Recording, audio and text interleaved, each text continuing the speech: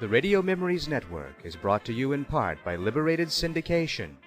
Podcast publishing made easy. Libsyn.com. That's Libsyn.com.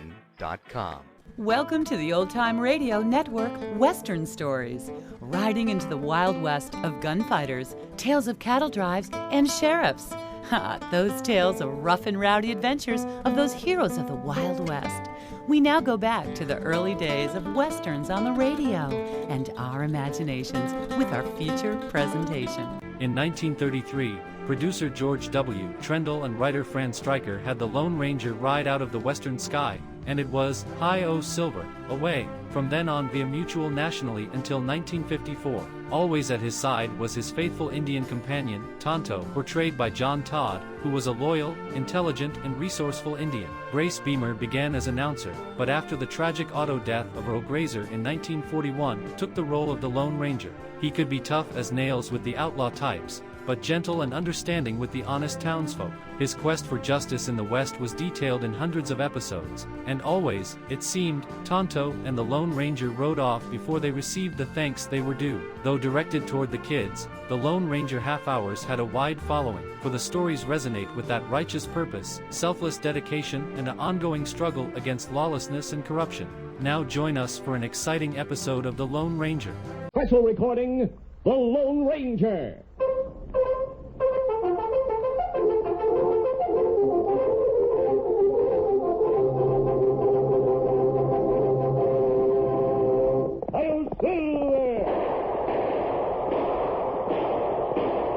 A fiery horse with the speed of light, a cloud of dust, and a hearty Hi-O Silver, the Lone Ranger.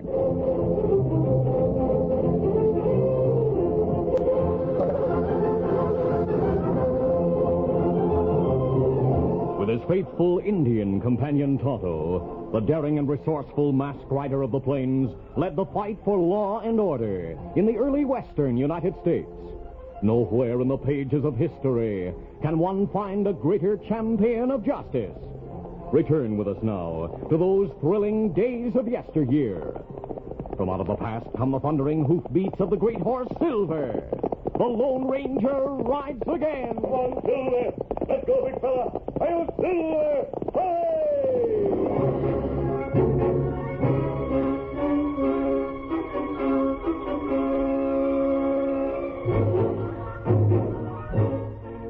The town of Gunsmoke, located near the eastern edge of the Arizona desert, was shrouded in darkness as Jack Barton, the 20-year-old son of the banker, moved softly out the back door of his father's home. He closed the door gently, then made his way to the stable behind the house.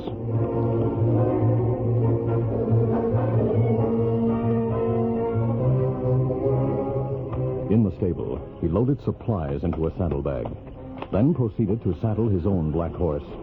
And while he worked, he spoke in a low voice. Running away, Blackie. That's what I'm doing. But I have no choice. I've got to go away. Stay away. Quiet, Blackie, quiet.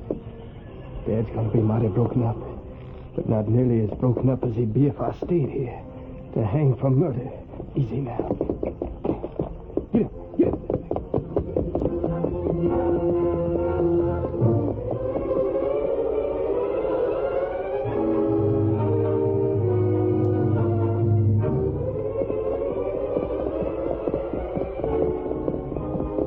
The son of the banker rode all night, heading west across the arid desert. At daybreak, he halted the black horse and dismounted. Oh, Blackie, oh. Listen. Gosh, Blackie, I'm just about starved. We've covered lighter ground since midnight. We've earned a little rest. Jack moved a few paces away from the horse. Then suddenly... Blackie, come back here. Blackie, ho, boy! But the horse kept going, running at a fast gait toward the town which Jack had left. Gone. I guess I'll have to travel on foot. Hungry, thirsty, with neither food nor water within many miles, the son of the banker continued west, on foot.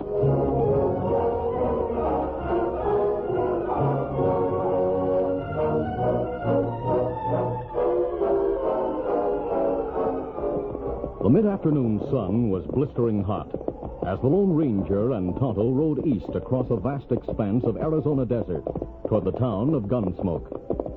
For the past few minutes, they had been watching vultures flying low. Presently, they saw a motionless form lying on the sun-baked ground. Come on, Silver. Come on, Scout.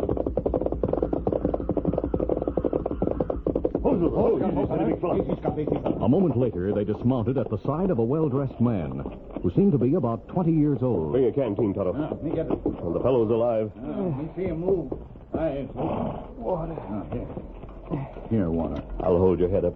Now, take only a couple of swallows and wait before you drink any more. No, thanks. Are you injured? No. You're masked. Are you going to reject our help because of that? No more water, please. Of course. Now, drink slowly. It's good. If you hadn't come, I'd have died here. What's your name? Barton. Jack Barton. I suppose there's no use asking your name. If you wanted to be known, you wouldn't be masked. I have personal reasons for wearing a mask, but I'm not an outlaw. Oh, where's your horse? I don't know. Probably back in Gunsmoke by this time. Is your home in Gunsmoke?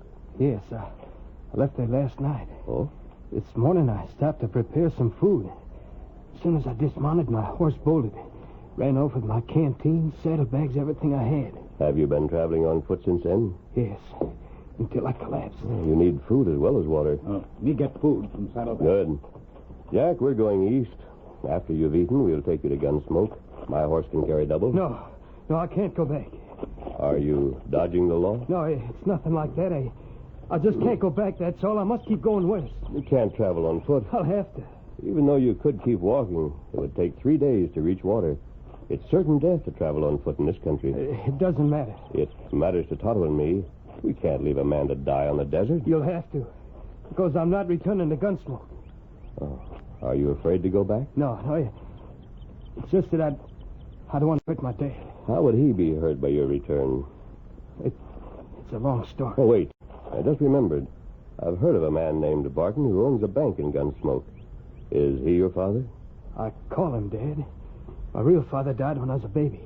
Mr. Barton adopted me. He's the finest man I know. I'd rather die than hurt him. Tell me why you'd hurt him by going home. I don't see why you're interested. Jack, I don't want to hurt anyone, least of all a fine man like Banker Barton. But we can't leave you to die on the desert. We're going to take you to Gunsmoke, by force if necessary. No. If you knew what that would mean to Dad, I'm trying to find out. All right, I'll tell you. Good. Here, food. Put it beside the canteen, Tonto. Help yourself, Jack, while you tell us your story. Yeah, thanks. There's a man in Gunsmoke named Regan. Harv Regan. Owner of the gambling casino? Oh, yes. Is he a friend of yours? No. I'm sure Regan's a crook, but the law has never been able to prove it. I know he's a crook, and I can't prove it. What were you going to say about him? Well, a short time ago, one of his employees came into the bank. I worked there for Dad. Yes? The man came to me and said Regan wanted to talk about investments. Huh? He couldn't come to the bank during office hours because he worked all night and slept most of the day. He wanted me to call on him at the casino in the evening. Did you? Yes. I knew Regan had a lot of money to invest. Knew his account was worth going after. When I reached the casino, a man told me Regan was busy in his office. He asked me to wait in a private room. It was a large room, and 8 or 9 men were playing roulette. I didn't know then that all those men worked for Harv Regan. I found that out later. I stood watching the game when a man called Lefty Martin pushed in close beside and started to play. He lost several times in a row. 16 red, the winner. I lost again. It's too bad, Lefty. This hombre bumped my arm and made me put my chips on the wrong number. Oh, you mean me? Yes, you. Now, take it easy, Lefty. That's Banker Barton's son. He's waiting to see Harv Regan. He's got no right to bump my arm. I didn't touch your arm. You're calling me a liar? Now, Lefty, take it easy. No one can call me a liar. I'll teach this young chump start. Oh, slap me, will you? Oh, you hit me. You want to fight, huh? Now, hold on, Lefty. Let me go. I'll teach young Barton a lesson. Let go of Lefty. Let go, you defend himself. I'll help you, Barton. You keep out of it. Let go of my arm. Wait a minute. No. You. Wait a minute now. Within a few seconds after Lefty slapped me and I struck back, it was a regular free-for-all. Regan's employees fought among themselves on all sides of me. And then I heard a gunshot. The fighting stopped. I saw Lefty Martin lying on the floor. And then I heard Harv Regan. He approached, saying, What's going on here? What was that shot? Mr. Regan, Barton and Lefty had a fight, and Lefty was shot. Barton must have shot him. I did not. I have no gun. Must have used a sleeve gun, then tossed it. Oh, no. Why? You had to. Any of the customers in the main hall hear the row? Well, I doubt it, boss. The walls and door are thick. Well, keep this quiet. Feel bad Lefty's hurt and do whatever's necessary. All right. Come on, give me a hand, Jack. Barton, you come into my office. Oh, Mr. Regan, Lefty started the fight. He slapped my face. Here we are, Jack. Step inside. Sit down and relax. I didn't shoot Lefty Martin. I've never used a gun in my life. Too bad it happened, Jack. A man in your position can't afford to be mixed up in a gambling house brawl. But I tell you, Mr. Regan, Lefty Martin is dead. What? Dead, huh? Yes, sir. We found this sleeve gun on the floor. It's been fired once. Leave the gun with me. Yep. What do we do about Lefty? Nothing until you hear from me. Wait in the other room. Yes, sir. This your gun, Jack? No, I never owned a gun. And I didn't shoot Let me Lefty. give you the straight facts. All the men in that private game are in my employ, and my men stick together. They'll all swear you used this gun and shot Lefty Martin. They can't do that. They can't get away with it. Yes, they can. Their evidence will hang you, and that would break your father's heart. No. I've always admired your father, Jack. For his sake, I don't want to see you face a murder trial. I'll not have to. Unless those men in the next room lie about who shot Lefty Martin. They stick together. They wouldn't let one of their pals hang. But they know someone has to hang for that shooting. So they'll frame you. Yeah, but I didn't do it. Well, as I see it, there's one way out for you. Well, what is it? We'll have to give the man who really did the shooting enough money to clear out of the country. If the boys know he's well fixed in Mexico, I can persuade them to tell the truth. How much money? About $2,000 should do it. $2,000? I haven't that much money. You will have someday. You're the banker's heir. Well, yes. Jack, for your father's sake, I'll loan you the money. I'll take your IOU. But it may be years Don't before... worry about it. I'll take care of everything. Did you sign the IOU? Yes. I was scared. I didn't know what to do. It seemed like the only way out of the trouble. But the next day, I learned that Lefty Martin wasn't dead. He wasn't even hurt. The whole performance was a scheme to get me to sign that IOU. Why did Regan want you in debt to him? Because he wanted me to help his gang rob the bank. Oh. He had it all planned. I was supposed to be working there at night. I sometimes worked at night, especially at the end of the month. But on a certain night, I was to be working with the safe open when Regan and his men came in. I see. They were to leave me bound and gagged so it wouldn't appear that I'd helped in the robbery. And if you had refused to help Regan? He threatened to show Dad the IOU and say I'd lost the money gambling. What would your father have done about that? He'd have disowned me. You see, my real father gambled. He was killed in a fight over a card game, and he was Mr. Barton's best friend. So Mr. Barton hated gambling. I knew he'd disown me. And worse than that, he'd be terribly hurt and disappointed in me. I understand. And that's why I ran away. Jack, without that IOU, Regan will have no hold on you. We must get it away from him. On the desert where the Lone Ranger and Tonto had saved his life, Jack Barton told of the circumstances which had forced him to leave his home. After hearing his story, the masked man decided that they should return to Gunsmoke and get the IOU Regan held. Oh, that can't be done. Do you know where he keeps it? No. Probably locked up in his office, maybe in the safe. How late is the gambling casino open? Till 3 a.m. But Regan stays there. He lives in the same building. Yeah, we'll call on him. He's never unguarded. 3 men live there with him. Lefty Martin and 2 others. And they're gunmen. 3 gunmen, huh? Well, 4 warned is 4 armed. Well, what are you going to do? We'll start now and head toward Gunsmoke. Ready, Tonto? Be ready. I'm sure we can reach the woods near town by 3 o'clock in the morning.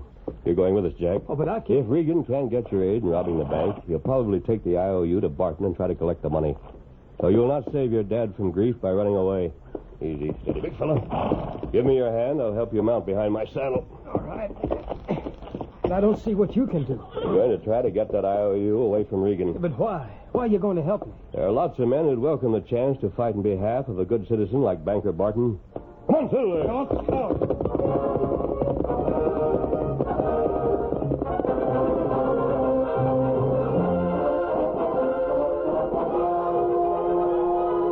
During the long ride, Jack Barton, responding to questions, told the Lone Ranger all he knew about the gambling casino and Regan's living quarters in the same building.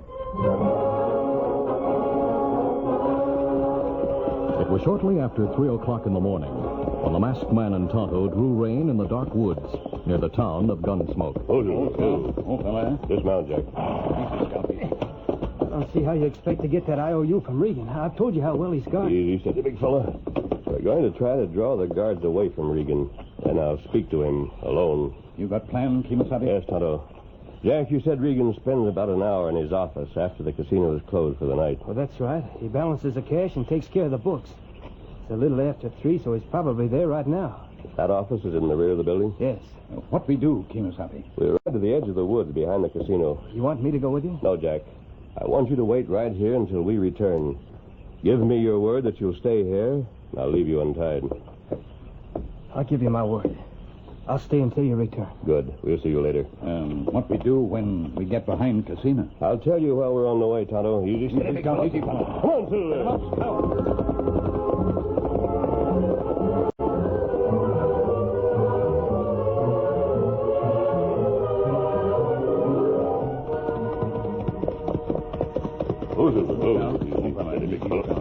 A short time later, the Lone Ranger and Tonto drew rein and dismounted in a clump of trees. They saw the back windows of the gambling casino, less than 50 yards away. The lighted window on the left is Regan's office. Kimasabi, Yeah. you take plenty big risk. It's justified.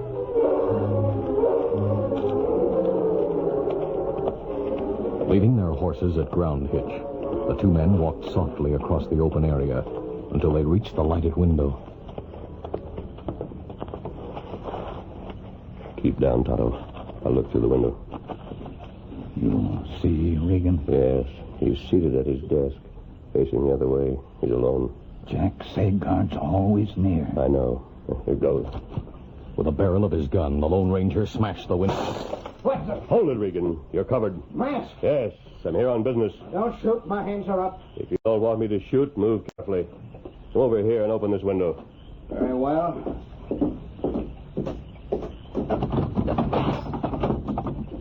We've met before, Regan. What?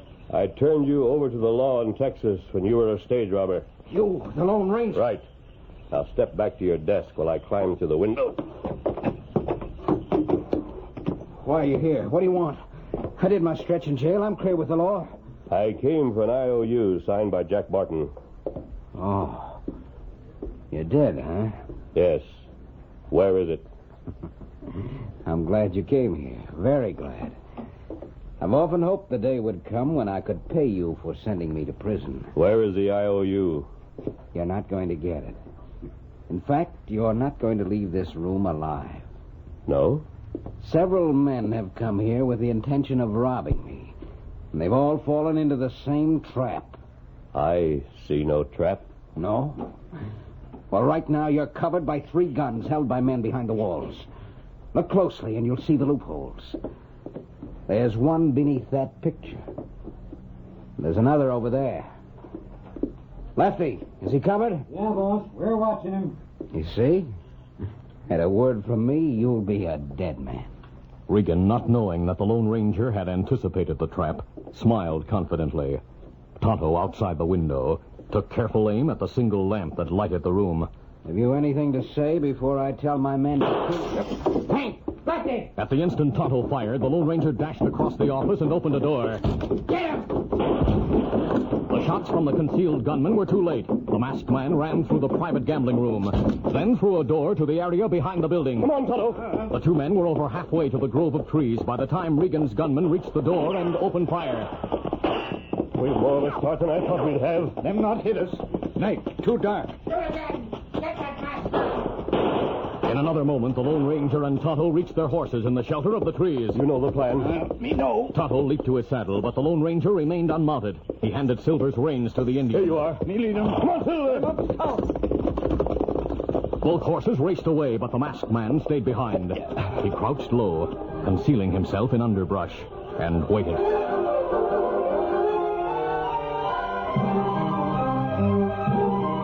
Meanwhile, Regan's face livid with rage as he spoke to his gunman. That was the Lone Ranger.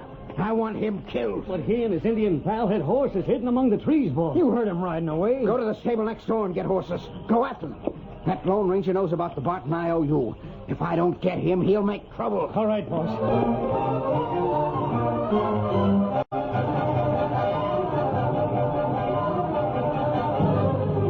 Regan went with the gunman to the stable. While 3 horses were being saddled, he gave voice to his hatred of the masked man who had sent him to prison. And I'll pay $1,000 if you bring him back dead. Say, that's worth going after. Easy, boy. We're ready. Let's go. Come on, get up there.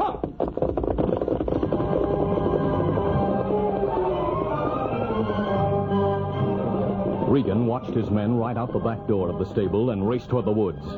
Then he returned to the casino. In the main room, now empty, he helped himself to a drink. After lingering for several minutes, he went into his office. As he opened the door, he remembered that the lamp had been smashed by a bullet. He struck a match. And as he held it to the wick of an unbroken lamp, he observed with surprise that the wooden shutter had been closed on the broken window. I thought that shutter was open. Then, from a corner of the room, he heard a voice. You're covered. You! Yes, I returned as soon as your man rode past me in the woods. But- Keep your hands up while I see if you carry a sneak gun. Unarmed, huh? Yes. Yes, I'm unarmed. You can't shoot a helpless man. I've no intention of shooting you, Regan. But unless I get a certain IOU, I'm going to make you beg for a bullet to end your misery. Just to show you what I mean. That's just the beginning. Stand up. Come on, stand up. Listen, We're alone now, Regan. No one to save you from this. No. Get off the floor. No, don't slap me again. Slapping's the least painful. But if you say so, I'll use my fists. Come on, get up. Let me go, please. I'll pay you. I told you what I want. All right, I'll give you that IOU. Where is it? In the safe. That safe right there. Then open the safe. But don't try any tricks. After more than 2 hours of riding, the 3 gunmen finally gave up the search for the Lone Ranger and Tonto. Tired and disheartened, they returned their horses to the stable. boy. Yeah, the boss is going to be mighty sore at us for not finding that masked man. Yeah. It's getting daylight. You think he'll still be up and waiting for us? Sure he will. You needn't worry about Regan. Hey, there he is, the masked man. You're covered here in the stable. Why What are you doing here? Waiting for you. Tonto and the sheriff are with me. That's right, boys. You're all heading for jail. Sheriff, I don't savvy. Take their guns, Tonto. Me get him. The masked man persuaded Regan to open his safe. Do you know what he found there? Those papers Regan made us sign. Yeah, telling all about your past crimes. You got those? Sure did. Here's handcuffs for you. After leading you men on a wild goose chase, Tonto returned with my horse. I sent him to get the sheriff. I was sure surprised when I saw those papers. Regan made us sign them. Yeah, I know about that. He had to have a hold over you so as he'd know that you wouldn't double-cross him. I knew those papers would make trouble. And we have evidence to go with them. You crooks are due for a long stay in prison. Well, Regan's going with us. I can tell plenty about him. So can I. Me too. He's in jail right now on the strength of some stolen jewelry we found in his safe. Things that were stolen from the mayor's home. When we finish talking, he'll be there for keeps. Tonto, while you help the sheriff take these men to jail, I'll go and tell Jack Barton his troubles are over. I'll watch him burn a slip of paper and send him home to his dad. Adios. Adios, mister. Yeah. How did Jack Barton get that masked man to help him? I don't know, Lefty, but I reckon that any deserving man has a friend in the Lone Ranger.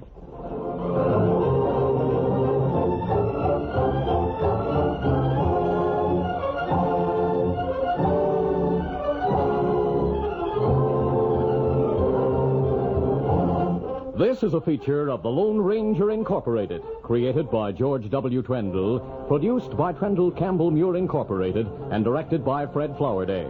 Tonight's drama was written by Fran Stryker. The part of the Lone Ranger is played by Brace Beamer.